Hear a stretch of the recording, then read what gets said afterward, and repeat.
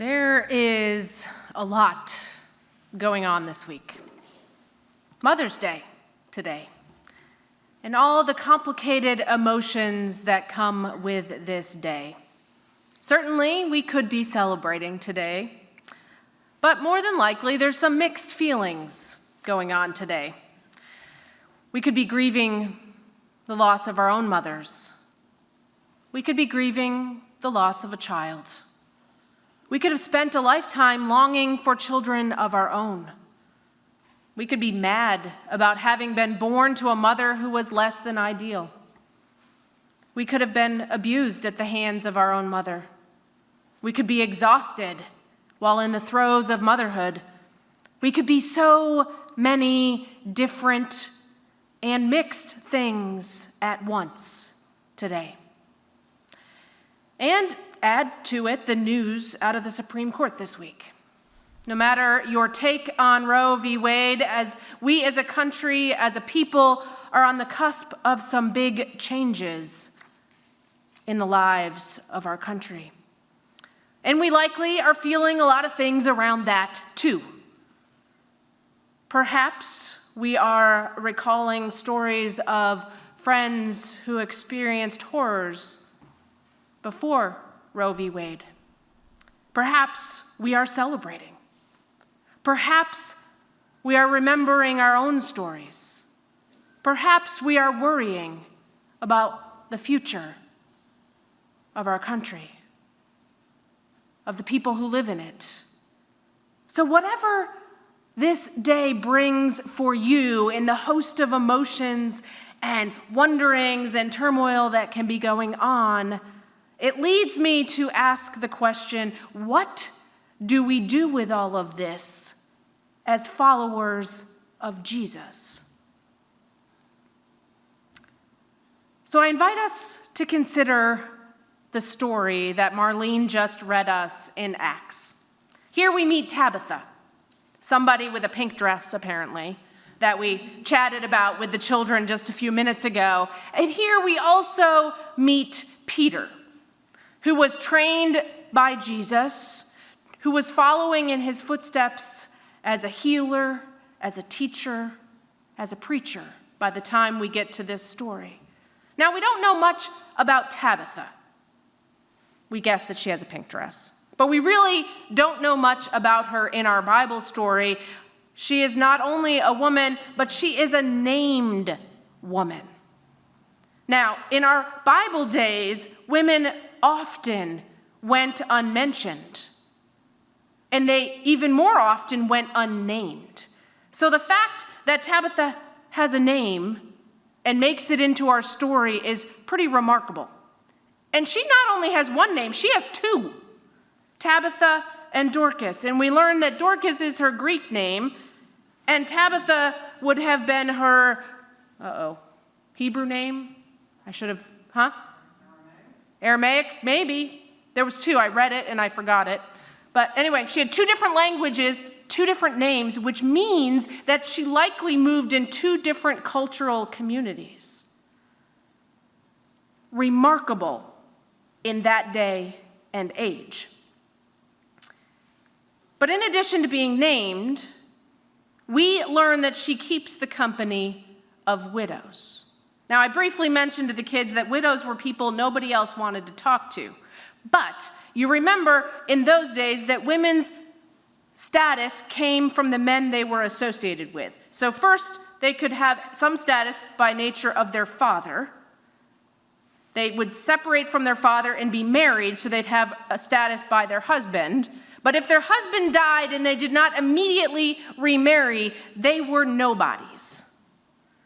So the fact that all these widows were gathered and that Tabitha was with them is setting up to be a place where no one else would have been hanging out. And this is exactly where Peter comes into the story. And Peter, who walked with Jesus and learned how to be a follower of Jesus, knew that he was supposed to hang out with people that other people ignored.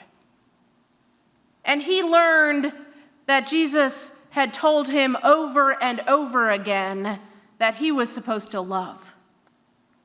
So this is the Peter that shows up that day. And he goes into the house where nobody else would have gone, filled with widows, crying. And he listens. He listens to these widows talk about this woman, Tabitha, the things she had done for them, the clothes she had made for them. And then we get a glimpse at what a follower of Jesus does. The first thing Peter does is he prays. And then he uses some simple words and he tells Tabitha to get up. And then he presents her as alive. Now, surely, as followers of Jesus, we are not all called to heal people in the same sort of way that we see in this story. But there is some wisdom for us in this story. Pray, get up, be alive.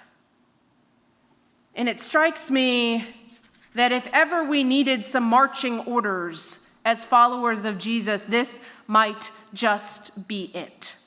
Pray. Pray for those who find this day hard. Pray that there might be peace in our weary world. Pray for those mothers and children who are in harm's way. Pray for our country that is so very divided. Pray for those who fear for their futures. Pray for those who are suffering. Pray, pray, pray some more. But we don't stop there. Next, we get up. Now, I don't know about you, but there are certainly times where I am tempted to just pull the covers up on over my head and hope that when I wake up, the plight of our world might be different. That perhaps it was all a bad dream. We might be tempted to ignore what is going on around us. And I invite us to do that sometimes. Because sometimes we do need to just kind of cocoon in and rest, but we can't stay there. We can't do that forever. We must get up. We have to get our pens and our computers and write to our representatives about how our faith demands that we take action. We have to have our advocacy voices ready to stand for what your faith demands you stand for. You have to get ready to stand for love, to advocate for love. You have to get on the phone. You know people who are struggling. Call them. So we're praying and we're getting up, but we can't stop there. We must be alive. Now, we might also wish that we were alive at a different time. But God has called us to be alive at this time. In such a time as this. We are alive now, and whether we are newly alive or perhaps closing in on the ends of our long lives, we are alive now, and God is calling us now to do the work of justice and peace and loving now. Right where we are, right in the world we're in. The Reverend Howard Thurman said this: "Don't ask what the world needs. Ask what makes you come alive and go do that. Because the world needs people who have come alive."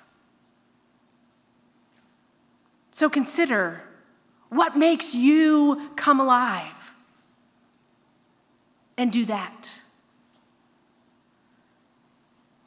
Now, friends, these are not easy marching orders.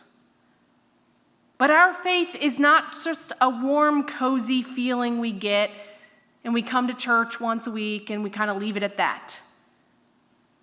Like Peter, being a follower of Jesus means prayerful action. Like Tabitha, being a follower of Jesus means getting up and being alive. It's not easy. And to stand a fighting chance at doing it, we need each other. We need strength because it's hard.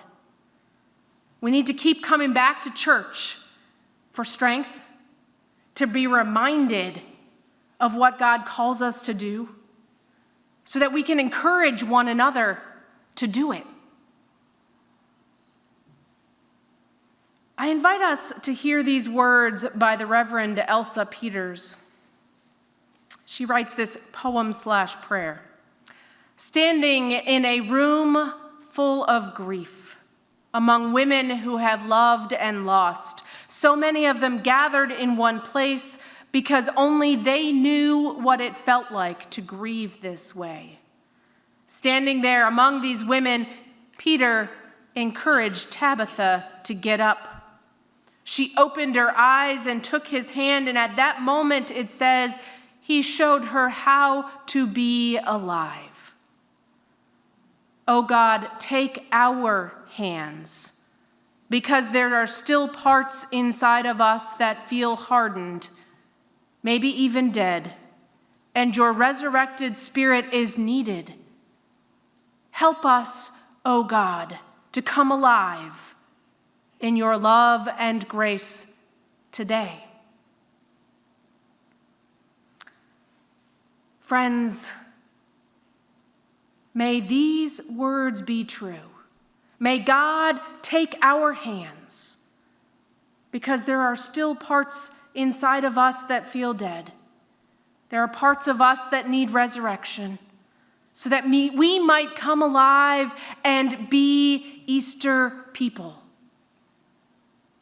May God give us strength to pray, to get up, to be alive, because that's what it means to be a follower of Jesus. May it be so. Amen.